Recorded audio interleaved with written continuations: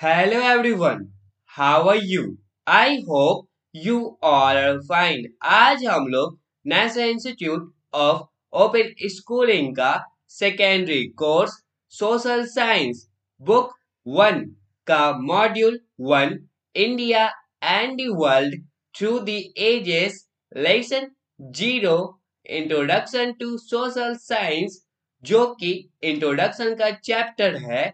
आज उसका बचा हुआ पार्ट कवर अप करने वाले हैं, तो चलिए शुरू करते हैं। Hello students. Now we are going to start new section use of metals Chalcolithic age. So let's start. Humans had come a long way from their food gathering and stone implement days.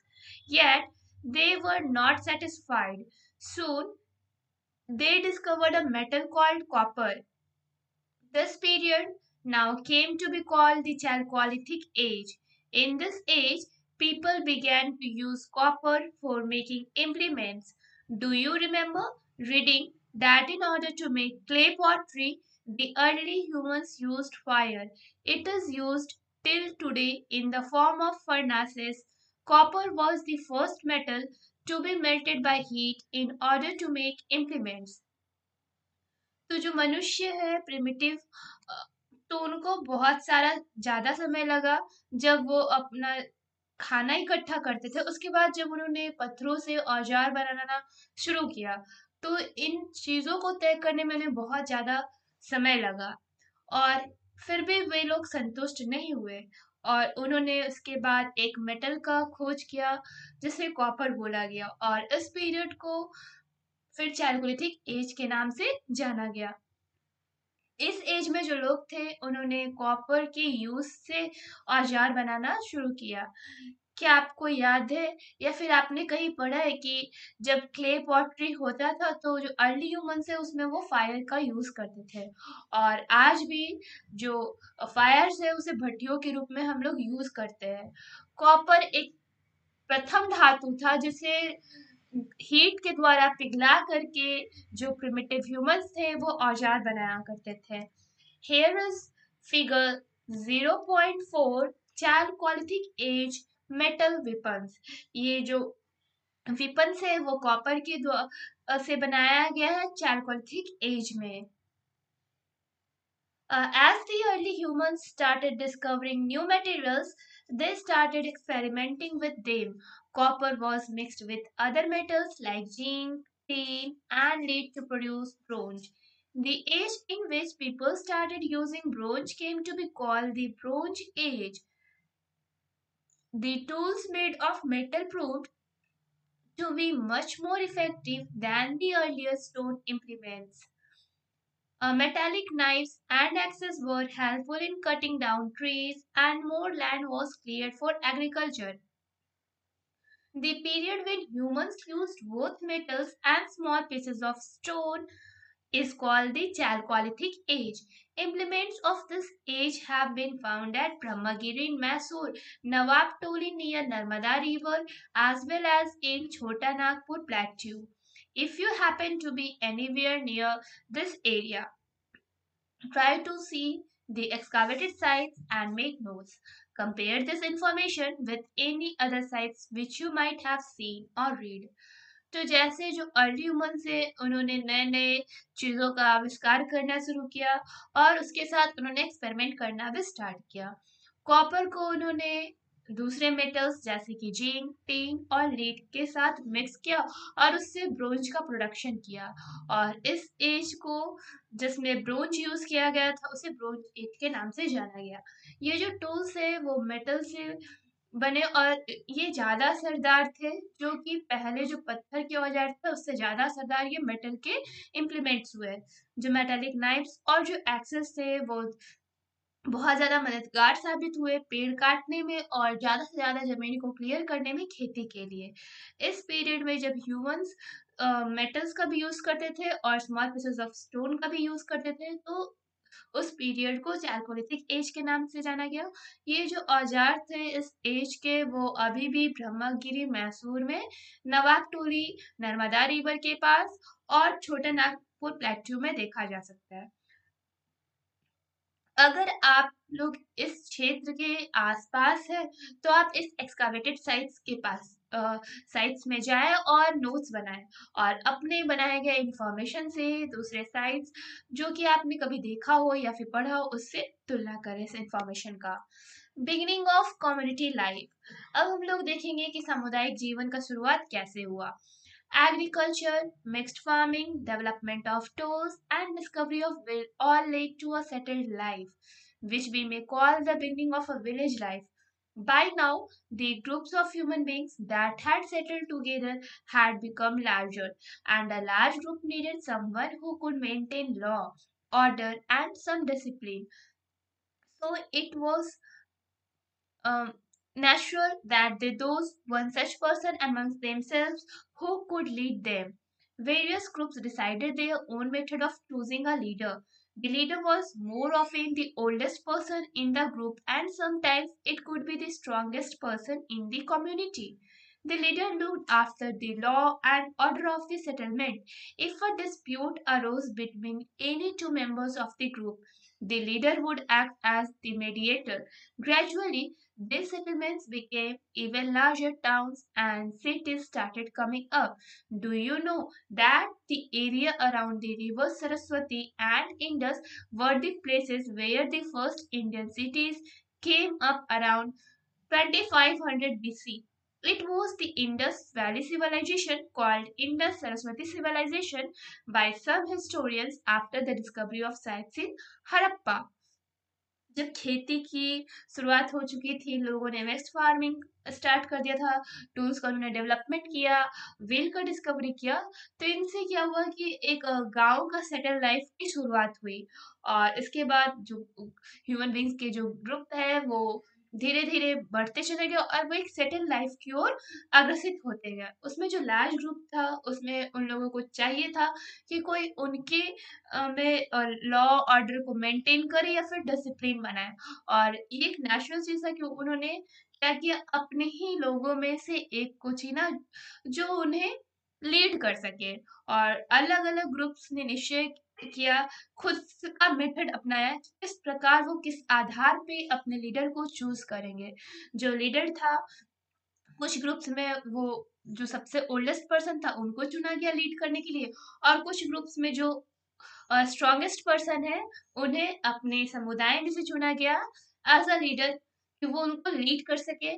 वो जो leader थे वो law और order का settlement करते थे। अगर कोई भी विवाद उनके ग्रुप के मेंबर के साथ होता था तो जो लीडर थे उनका काम था कि वो एक मध्यस्थ के रूप में वहां पे काम करे। और ये जैसे सेटलमेंट्स धीरे धीरे बड़ा होता चला गया और इसके बाद टाउन्स और सिटीज जो है वो अस्तित्व में आया।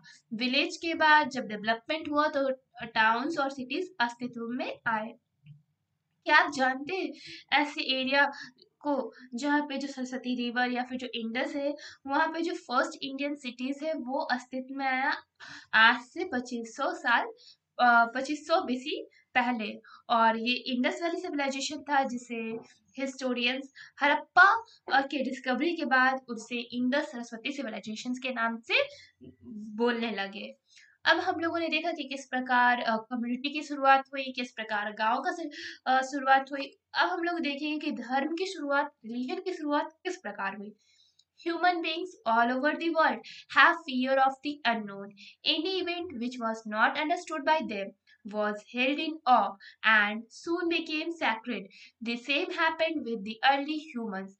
The earth assumed the status of a mother figure which provided food for all living beings. Her children, the sun gave life and warmth. It was also reassuring after the dark night. It was the same for the moon, stars, rains, etc. People started worshipping them. They started sacrificial rites and sang songs in praise of these natural objects. There were magic practitioners who claimed they could prevent people from coming to harm by them. Some individuals decided to perform sacrificial rites and pray for the community. Such persons came to be known as priests. तो जो human beings थे पूरे विश्व में वो किसी भी अनजान घटना से डर जाते थे। कोई भी घटना होती थी जो उनके द्वारा समझा नहीं जाता था, उसे वो तुरंत धर्म से जोड़ दिया करते थे। और जो पुराने जो ह्यूमंस थे वो उनके साथ भी ऐसा ही कुछ हुआ। जो पृथ्वी है उसे उन्होंने मदर का स्टेटस दे दिया, मदर लाइक फिगर माना, कि जो अपने बच्चों को ऑल लिविंग बीइंग्स जितने भी उनके बच्चे हैं उनको वो फूड प्रोवाइड करती है। जो सन है उन्हें लाइफ प्रदान करता है और गर्माहट देता है। और हर एक अंधेरी रात के बाद उजाला होता है सूर्य के कारण। और यही स्टेटस मून, स्टार्स और रेन्स को भी दिया गया। लोग उनको पूजना स्टार्ट कर दिए। उन्होंने धार्मिक कृत्य शुरू किया और उनकी प्रशंसा में जितने भी प्राकृतिक चीजें थी उनकी प्रशंसा में गाना गया, जिसे हम लोग आज प्रेयर के नाम से जानते हैं। और उस समय कुछ मैजिक प्रैक्टिशनर्स भी थे जो क्लेम करते थे कि अगर लोगों को कोई भी नुकसान होता है या फिर कोई भी हानि होती है वो उस चीज को रोक सकते हैं। और कुछ ऐसे भी इंडिविजुअल्स थे, उन्होंने यह निश्चय किया कि वो अपने समुदाय के लिए धार्मिक कृत्य करेंगे। और ऐसे लोगों को हम लोग पुजारी या पंडित के नाम से जानते हैं। तो इस प्रकार धर्म का शुरुआत हुआ।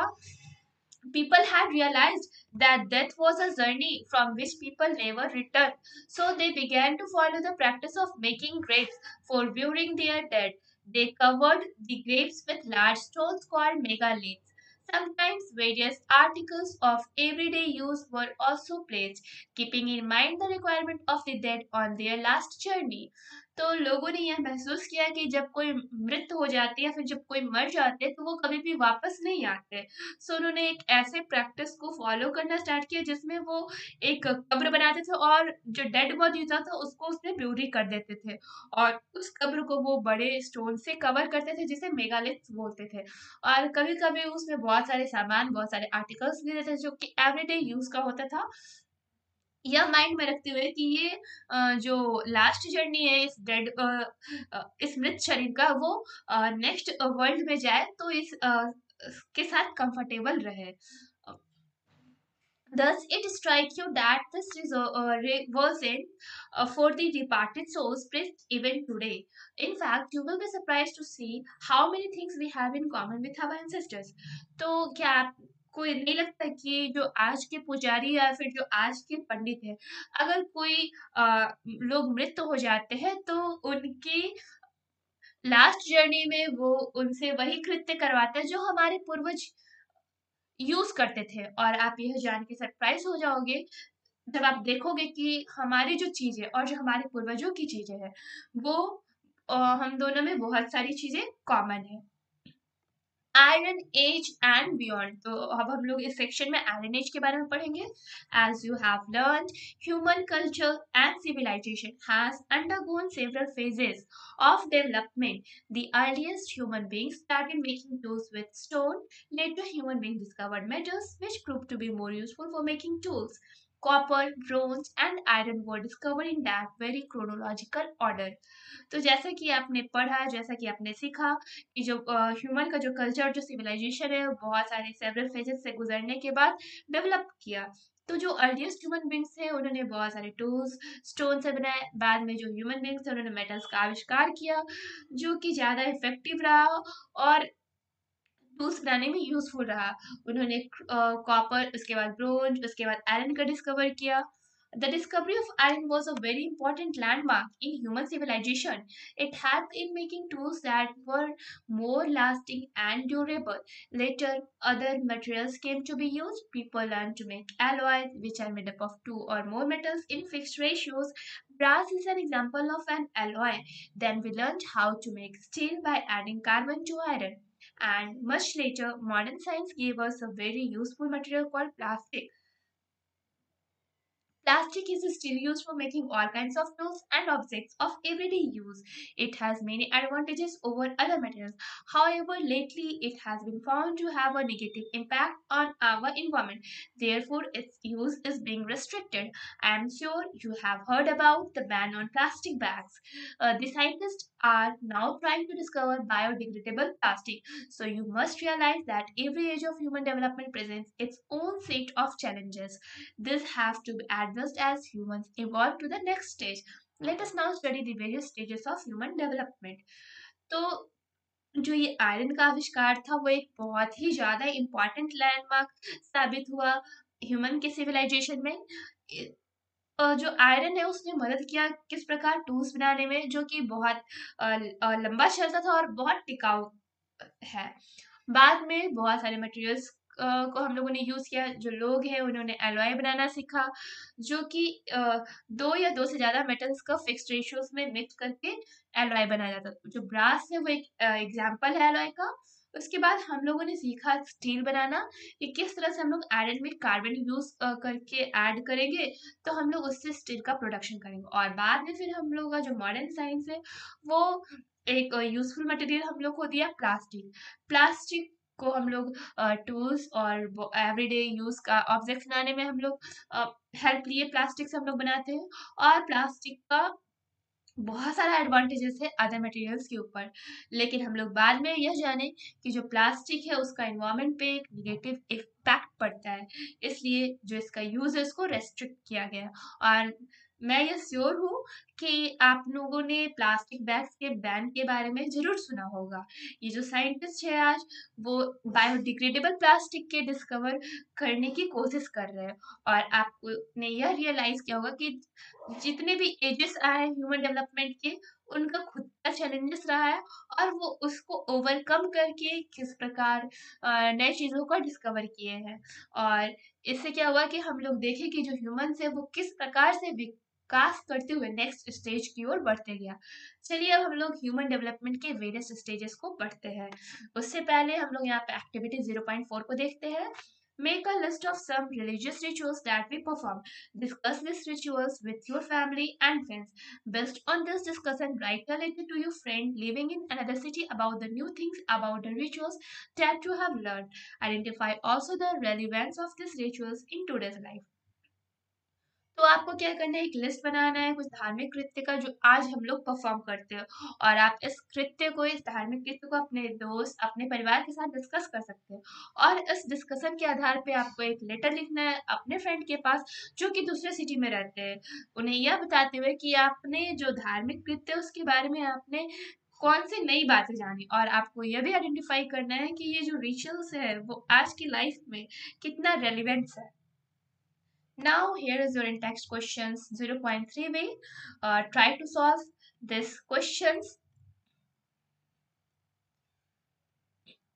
Now next section, different stages of human development. Now based on the above narrative we can trace the development of human civilization in different stages that are common for people all over the world in all the countries. We will also find the certain discoveries from the past are still relevant today. Example, the use of wheel. अब जो भी ऊपर में narrative के आधार पे आपको क्या trust करना है, डेवलपमेंट ऑफ ह्यूमन सिविलाइजेशन का डिफरेंट स्टेजेस पे जो दुनिया में, जो विश्व में जितने भी पीपल है उनमें क्या ऐसे कॉमन है। और हम लोग इसमें ये भी फाइंड करने की कोशिश करेंगे कि पास्ट से आज हमारा जो आज है और किस तरह से रिलेवेंट करता है, किस तरह से करेक्टेड है। जैसे कि यूज ऑफ व्हील, हम लोग पास्ट में भी व्हील का यूज करते थे हमारे एंसेस्टर और आज भी हम लोग व्हील का यूज करते हैं। Hunting stage. Many clues that have been provided to us by archaeology have helped us to reconstruct our prehistory. This type of life was called primitive because people depended on nature for their livelihood. These early human beings began life as hunters, preying upon beasts, birds, fish, and insects for food, just as wild animals in the jungle do. They lived only as hunters for hundreds of thousands of years. This stage in history was called the Stone Age. This period was also marked by tending of domesticated animals. This gave people an assured food supply and also some new food items like milk, butter, and cheese. For the people, life was much more secure now than it had been when they were hunters. Besides, tending of animals was a much lighter work than hunting. People had leisure to think about other matters, but they still had to live like nomads, moving from one place to another in search of food. They had to look for new pastures for their cattle when the previous ones became bare, eaten up by the animals. अब हम लोग यहाँ पे देखेंगे hunting stage को। हम लोग को बहुत सारे क्लूज मिले हैं जो कि आर्कियोलॉजी के द्वारा हमें प्रोवाइड करवाया गया है, जिससे हम लोग अपने प्री हिस्ट्री को रिकंस्ट्रक्ट कर सके। तो इस टाइप में हम लोग देखेंगे कि जो लाइफ था हमारे प्रिमिटिव पीपल का, वो नेचर पे डिपेंड करता था उनके जीवन यापन के लिए। ये जो अर्ली ह्यूमंस थे, उन्होंने अपनी लाइफ की शुरुआत as a hunter, as a hunter जो कि जानवरों को, पक्षियों का या फिर मछलियों, कीड़ों का अपने फूड के लिए शिकार करते थे, और जैसे कि जंगली जानवर जंगलों में करते हैं अभी भी, वो सिर्फ शिकारी के जैसे रहते थे। सालों हजारों वर्षों तक वो सिर्फ शिकारी के जैसा अपना जीवन व्यतीत किए। इस स्टेज को हिस्ट्री में स्टोन एज के नाम से जाना गया। इस पीरियड में क्या हुआ कि जो कुछ थे हमारे प्रिमिटिव पीपल, वो एनिमल्स को डोमेस्टिकेट किए, जिससे जो लोग हैं उनके पास एश्योरेंस हुआ फूड सप्लाई का कि उनके पास लगातार फूड का सप्लाई होते रहेगा, और उनमें उन्हें न्यू फूड आइटम्स जैसे कि दूध, मक्खन और घी मिलने लगे, और उन लोगों के लिए जो लाइफ था वो थोड़ा ज़्यादा सिक्योर हो चुका था। जैसे कि हंटर में उन्हें अपने लिए खाना शिकार पे निर्भर करना पड़ता था, और उसके बाद जब उन्होंने एनिमल्स को डोमेस्टिकेट करना सीखा तो उन्हें न्यू खाना भी मिलना स्टार्ट हुआ। इन सब के अलावा जो एनिमल्स थे वो छोटे मोटे काम करने में हेल्प कर दिया करते थे, और जो लोग के पास लीजर टाइम था जिसमें वो दूसरी चीज़ों के बारे में सोच सके। लेकिन अभी भी उनके पास क्या था कि वो अभी भी एक खानाबदोश जैसे नोमैड्स के जैसा अपना जीवन व्यतीत करते थे, जो कि एक प्लेस से दूसरे प्लेस पे घूमता हो अपने खाने की सर्च में। और उन्होंने नए पास्चर्स को देखा अपने जानवरों के लिए, जिससे कि जो पहला जो उनके जानवरों का खाना था वो अगर जानवरों के द्वारा खा लिया गया, तो वो दूसरी जगह से अपने जानवरों के लिए खाना प्राप्त कर सके। Next one is village life, rural. With the advent of agriculture came the opportunity for settled life. People discovered that they could sow seeds in the soil and make them grow into plants. This technique enabled them to grow their own food at one place. Now they could have permanent settlements, which later took the shape of villages where civilization in the modern sense was born. This can also be termed as the rural stage. अब हम लोग ग्रामीण जीवन के बारे में देखेंगे। जैसे ही खेती का स्टार्टिंग हुआ तो लोगों के पास यह मौका हुआ कि वो सेटल्ड लाइफ बिता सके, और लोगों ने यह खोज लिया था कि किस प्रकार बीज को बोना है मिट्टी में और किस प्रकार उससे पौधे बढ़ते हैं। इस टेक्निक के कारण वो अपने खाने को ग्रो करने में सक्षम हुए एक ही जगह पे, और वो परमानेंट सेटलमेंट्स के साथ जीवन बिताने लगे, और बाद में वो एक गांव का शेप ले लिया जहाँ पे जो लोग थे वो मॉडर्न सेंस के साथ वहां पे रहने लगे, और ये जो था वो रूरल स्टेज के नाम से जाना गया। Town life, urban. From rural life in villages and agriculture, human beings moved towards urbanization. At this stage, there was an immense growth in the population. Human beings were no longer food gatherers, they were now food producers. The groups of families became larger and societies were formed. Now there was no need for every family to work in the fields and produce their own food. Those who were weavers, potters, or carpenters exchanged their products for food. There was a great improvement in their lives. Discovery of metals had led to specialization in preparing craft. Some artisans had better skills than the others did. This led to the society's stratification into skilled and semi-skilled craftsmen depending on the skills they possessed. By this time, metals like copper and bronze had been discovered. These were being used in producing articles essential for a comfortable life. Human beings used these skills in making crafts like pottery, leather work, and masonry. तो जब ग्रामीण जीवन का विकास हुआ, खेती हो गया, जो ह्यूमन बीइंग्स थे वो क्या हुआ, शहरीकरण की ओर बढ़ने लगे। इस स्टेज पे क्या हुआ कि जो पॉपुलेशन है वो लगातार बढ़ता गया। जो ह्यूमन बीइंग्स थे अब लंबे समय तक फूड गैदरर्स नहीं रहे कि सिर्फ उन्हें खाना इकट्ठा करना है, अब वो फूड प्रोड्यूसर हो गए थे, वो अपना खाना खुद से प्रोड्यूस करने लगे थे। और जो ग्रुप ऑफ फैमिलीज है वो लार्ज होने लगा और उनके सोसाइटी का निर्माण हुआ। अब उन्हें वहाँ पे जितने भी लोग थे उन्हें हर एक फैमिली को फील्ड में काम करने की ज़रूरत नहीं रही, ना ही उन्हें अपना खाना प्रोड्यूस करना ज़रूरी लगा। क्योंकि जो उसमें कुछ वेबर्स थे, कुछ पॉटर्स थे और कुछ कारपेंटर्स थे, वो अपने सामान के बदले में खाना को एक्सचेंज करते थे और उसमें बहुत ज़्यादा इम्प्रूवमेंट हुआ उनकी लाइफ में। और ये जो मेटल्स का जब डिस्कवरी हुआ, तो उससे बहुत सारे क्राफ्ट्स का प्रिपरेशन होने लगा।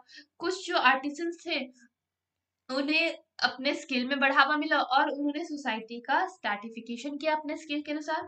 और जो कुछ सेमी स्किल्ड और स्किल्ड जो क्राफ्ट पर्सन थे वो अपने स्किल्स का अ, प्रदर्शन किए। और इस समय जो मेटल्स जैसे कि कॉपर और ब्रोंज था उसका आविष्कार हो चुका था, जिसकी वजह से जो भी आर्टिकल्स थे कंफर्टेबल लाइफ के लिए उसको लोगों ने निर्माण करना स्टार्ट किया। जो ह्यूमन बींग्स थे वो अपने स्किल्स का यूज करके जैसे कि पॉटरी, लेदर वर्क और मैसेंजरी का काम करना स्टार्ट किए।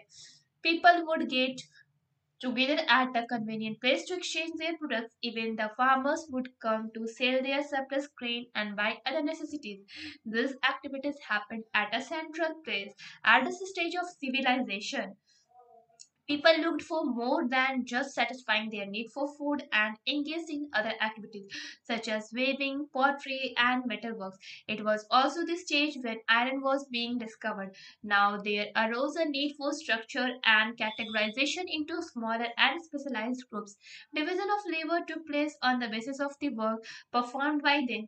Humans were now ready to move to the next stage of their existence and development. The invention of writing was a great step forward. Knowledge could now be passed forward from one generation to another. Writing was also needed for keeping records by the traders as also by the people who were looking after law and order in the villages, towns and cities. तो जो लोग थे उन उन्होंने अपनी सुविधानुसार अपने सामानों को एक्सचेंज करना शुरू किया। यहाँ तक कि जो किसान थे वो भी अपने सरप्लस ग्रेन्स को एक्सचेंज करना शुरू किया और अपनी ज़रूरत के अनुसार चीज़ों को खरीदना शुरू किया। ये जो एक्टिविटी होता था वो शहर के सेंट्रल प्लेस पे होता था और इस स्टेज में जो सिविलाइजेशन था, जो लोग थे वो संतुष्ट थे, अपने ज़रूरत के अनुसार फूड को वो लेते थे और अपनी दूसरे एक्टिविटीज में भी इंगेज होते थे, जस्ट लाइक वेविंग में, पॉटरी और मेटल वर्क्स में। और ये एक ऐसा स्टेज था जब आयरन जो था उसका खोज हो चुका था और इसमें जो स्ट्रक्चर और जो कैटेगराइजेशन था वो स्पेशलाइज्ड ग्रुप के लिए उसका शुरुआत हो गया था। इसमें लोगों ने लेबर का डिवीजन किया और अपने ज़रूरत के अनुसार से उन्होंने अपना काम शुरू किया। जो ह्यूमंस थे वो अब तैयार थे नेक्स्ट स्टेज की ओर बढ़ने के लिए और अपना डेवलपमेंट करने के लिए। इसके बाद राइटिंग का इन्वेंशन हुआ जो कि एक स्टेप आगे है। जो ह्यूमंस थे उनका डेवलपमेंट हुआ, फिर जो नॉलेज है वो एक जनरेशन से दूसरे जनरेशन में पास होने लगा। जब लोग लिखना सीख गए तो वो अपने नॉलेज को क्या करते थे, एक रिकॉर्ड बना के रखते थे। जो व्यापारी थे और जो लोग थे वो लॉ एंड ऑर्डर जो विलेज और टाउन्स और सिटीज का था रिकॉर्ड करके अपने जनरेशन को पास करते थे। And now see the figure 0.5 Harappan inscriptions. ये हड़प्पन सिविलाइजेशन से उसका इंस्क्रिप्शंस है। Now city life. Later, people started growing surplus grain and storing it for the future. This resulted in a lot of leisure time, which led to the progress of civilization and cultures. Arts like painting, music, sculpture, and architecture developed. More decorative crafts like metalwork and ornament making were introduced. Now that people had security and their basic needs were fulfilled, they could cater to their higher social and aesthetic needs. It was also the beginning of the concepts of caste and class. From towns developed more advanced and urbanized cities. The earliest cities to be discovered were Harappa and Mohenjo-daro, which are now in Pakistan. In India, some important sites for these cities were at Ropar near Chandigarh, at Lothal near Ahmedabad, and a third at Kalibangam in Rajasthan. The cities were well planned and had all facilities that were available at that time, such as roads that cut each other at right angles, drainage system, and use of burnt bricks. तो अब हम लोग देखेंगे कि city life का शुरुआत कैसे हुआ। बाद में जो लोग थे उन्होंने सरप्लस ग्रेन का प्रोडक्शन स्टार्ट किया और उसे वो स्टोर करते थे अपने फ्यूचर के लिए। जिससे क्या हुआ कि इसके परिणाम स्वरूप उन लोगों को बहुत सारा खाली समय मिला, जिससे उन्होंने क्या किया, इस समय को उन्होंने सदुपयोग करके अपने प्रोग्रेस में खर्च किया। इस समय का अपने को और ज़्यादा सिविलाइज बनाया, अपने संस्कृति को फैलाया। जैसे कि जो आर्ट्स थे, जैसे कि पेंटिंग, म्यूजिक, स्कल्पचर और आर्किटेक्चर, इसका डेवलपमेंट हुआ। ज़्यादा से ज़्यादा डेकोरेटिव क्राफ्ट जैसे कि मेटल वर्क और ऑर्नामेंट का इंट्रोडक्शन हुआ। अब जो लोग थे उनके पास सिक्योरिटी भी था, उनकी जो बेसिक नीड्स थी वो भी फुलफिल किए गए थे, तो उनका जो हायर सोशल और एस्थेटिक नीड्स था वो पूरा करने में सक्षम हो गए। और इसमें क्या हुआ कि कास्ट और क्लास सिस्टम का भी कॉन्सेप्ट का शुरुआत हुआ है। इसी एज में, सिटी लाइफ के एज में, लोगों ने कास्ट और क्लास को अपनाया और जो टाउन्स था वो डेवलप करके ज़्यादा एडवांस बन गया और अर्बनाइज सिटीज में चेंज होने लगा। जो अर्लियर सिटीज था, हड़प्पा और मोहनजोदारो, जिसे डिस्कवर किया गया, अब वो पाकिस्तान में है। और इंडिया में भी कुछ ऐसे इंपॉर्टेंट साइट्स हैं, जैसे कि रोपड़ जो कि चंडीगढ़ के पास है, लोथल जो कि अहमदाबाद के पास है, और तीसरा कौन सा है, कालीबंगम राजस्थान में है। ये जो सिटीज है वो वेल प्लान थे, इसमें सारे फैसिलिटीज थे जो उस टाइम में अवेलेबल थे। जैसे कि रोड, जो कि एक जो रोड है वो दूसरे रोड को राइट एंगल्स पे कट कर रहा है, उसमें ड्रेनेज सिस्टम भी अच्छा था, और लोग अपने घर को बनाने के लिए बर्न्ट ब्रिक्स का भी यूज करते थे। Figure 0.6 which shows ruins of Indus civilization at Lothal, Gujarat. ये जो फिगर्स है वो इंडस सिविलाइजेशन का दिखला रहा है, जो उसका रुइंस, जो बचा हुआ चीज है उसे दिखाया जा रहा है, जो कि लोथल गुजरात में है। With the advancement in science and technology, progress in material sphere was accelerated manifold. Life became more comfortable and later luxurious, at least for some people. Soon cities gained importance too. Some of them came to be called metropolitan cities, in which we find high-rise buildings, important offices, big business, houses and factories. Life has changed for the better for some of us. We have made many discoveries, inventions, and innovations to make our lives not only comfortable but also meaningful. But there are many of us who do not have access to clean drinking water, electricity, and basic facilities like education and health. This, in turn, has created many problems for which we have to find solutions. We shall read more about them in this lesson. तो जैसे-जैसे science और technology में advancement होता गया, हमारा progress भी एक्सेलरेश progress में भी हमारे एक्सेलरेशन हुआ, हम लोग भी तेज़ी से आगे बढ़ने लगे, और जो हमारा लाइफ है, हमारा जो जीवन है, वो ज़्यादा आरामदायक और बाद में लग्ज़रियस बन गया। एटलीस्ट कुछ लोगों के लिए तो बन ही गया था। जो सिटीज़ थे, उनका बहुत ज़्यादा महत्व हो गया, और उसमें से जो कुछ सिटीज़ थे वो मेट्रोपॉलिटन सिटीज़ बन गए, जिसमें बड़े-बड़े buildings, important offices, big business houses और फैक्ट्रीज थे। जो लाइफ था कुछ लोगों के लिए चेंज हो चुका था, और हम लोगों ने बहुत सारे आविष्कार किए, इन्वेंशन और इनोवेशंस किए, हमारे लाइफ को ना सिर्फ कंफर्टेबल बनाने के लिए, बल्कि अर्थ रहित बनाने के लिए, हम लोग अपने लाइफ को मीनिंगफुल बनाने की दिशा में भी बहुत सारा काम किए। और हम लोग में से अभी भी कुछ बहुत ऐसे हैं जिनके पास बेसिक नीड्स को वो फुलफिल नहीं कर पा रहे हैं। बेसिक नीड्स जैसे कि ड्रिंकिंग वाटर, इलेक्ट्रिसिटी, शिक्षा और स्वास्थ्य, और इस कारण हम लोग को बहुत सारे प्रॉब्लम को फेस करना पड़ा, और हमें इस प्रॉब्लम को भी सॉल्व करना ज़रूरी है। हम लोग इसके बारे में डिटेल से इस लेसन में पढ़ेंगे। Now here is your in text question 0.4, try to solve all these questions. Next section is social science and problems of present day society. It has been a long journey from the times when we were hunters in forest to the modern times when we explore other planets and send out satellites into outer space. Information can now be stored and communicated with the help of computers and robots. We have stepped into the age of information and communication technology.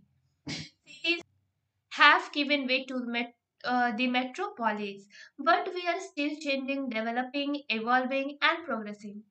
तो ये हमारे लिए बहुत ही लंबा journey रहा है कि हम लोग शिकारी से जो जंगलों में शिकार करते थे उससे हम लोग जो मॉडर्न टाइम से उसमें हम लोग आए हैं और हम लोग इस समय पहुंच गए कि हम लोग दूसरे प्लैनेट्स पे अपने सैटेलाइट्स को भेजते हैं आउटर स्पेस में और वहां से इंफॉर्मेशन को स्टोर करते हैं और वहां से कम्युनिकेट करते हैं कंप्यूटर की हेल्प से और रोबोट्स की हेल्प से। हम लोग एक ऐसे एज में आ गए जहाँ पे हम लोग इंफॉर्मेशन और कम्युनिकेशन टेक्नोलॉजी की ओर बढ़ रहे हैं। जो सिटीज है वो मेट्रोपोलिस बन गए हैं और अभी भी हम लोग चेंज हो रहे, डेवलप हो रहे, इवॉल्व कर रहे हैं और प्रोग्रेस कर रहे हैं।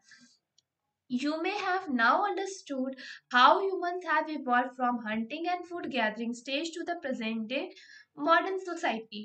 It has been a very long journey with many new discoveries and challenges and opportunities.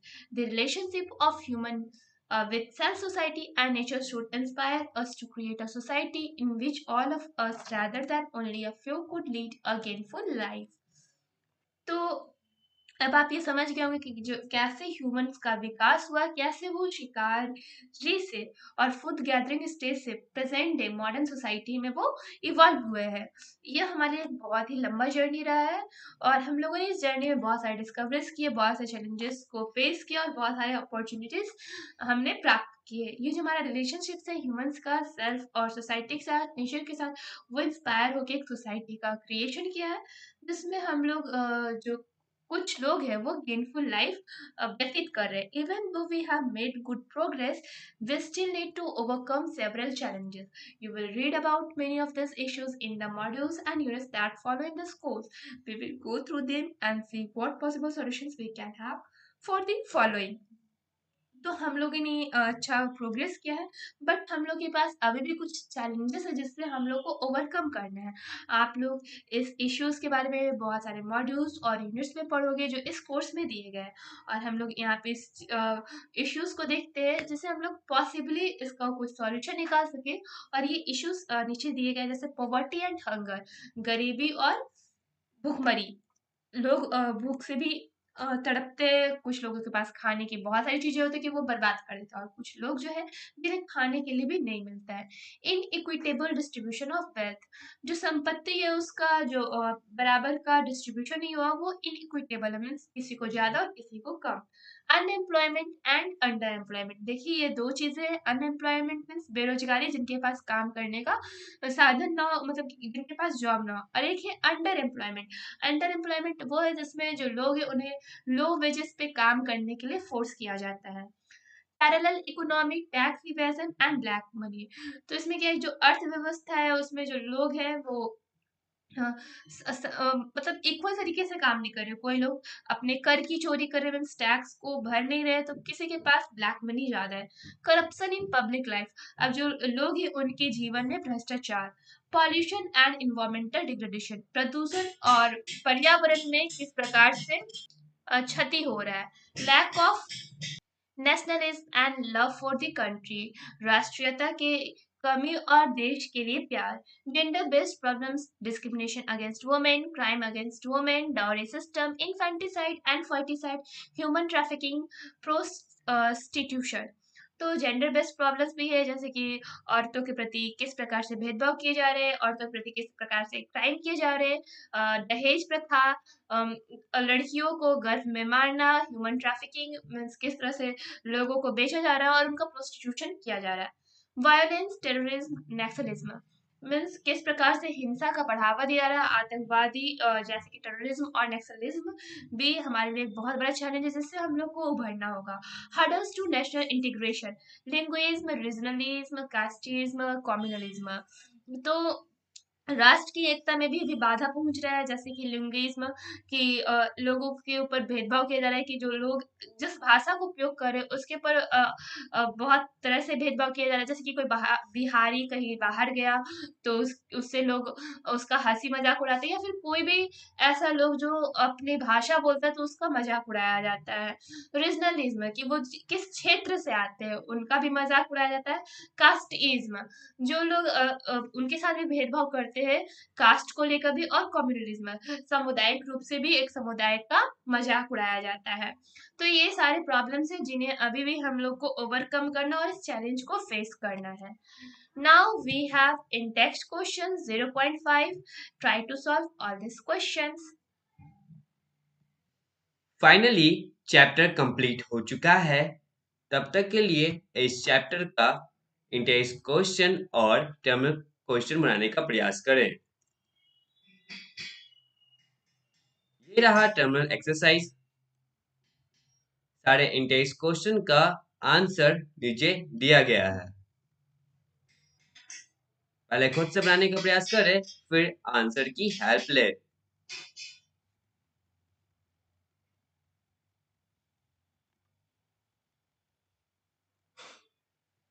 That's all for today. Thank you everyone.